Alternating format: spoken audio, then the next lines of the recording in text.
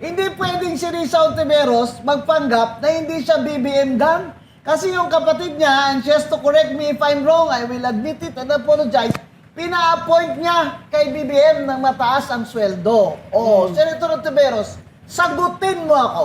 Hindi ba totoo? Pina-appoint mo na kapatid mo na kay BBM ang mataas na government position? Paano ka ngayon magsabi na ikaw oposisyon? Exactly.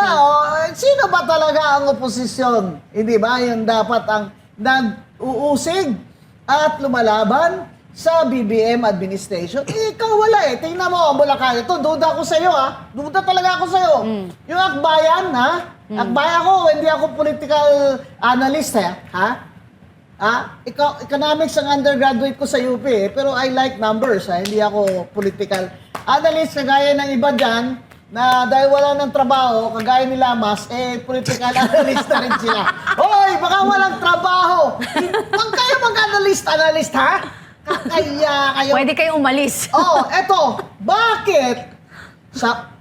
Di ba ang last election, nanalo Akbayan? Ako, 3 seats, ha? In the one before that, 0 sila eh. Yeah. Di ba? Tataka ka. Pero nanalo si Risa Ontiveros. Kung kayong gaganyan ha, kung commissioner ako dati ha, hindi ako nagsasabi ng hindi totoo sa numero sa eleksyon ha.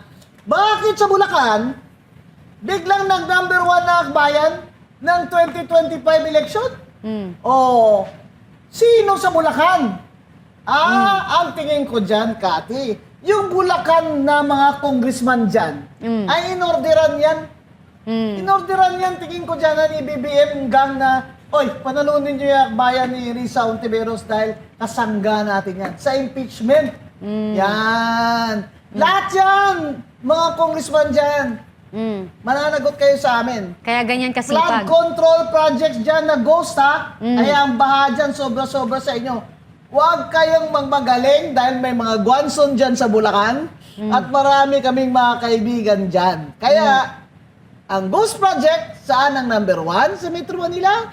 I mean, in the environment, Bulacan. Diyan nag-number 1 ang Akbayan, kaya 3 seats sila. Attorney Rowena Guanzon, nagbigay ng pahayag tungkol kay Senator Risa Hontiveros na agad naging usap-usapan online. Isang pahayag na nagdulot ng iba't ibang reaksyon at nagpaalab ng diskusyon ng publiko.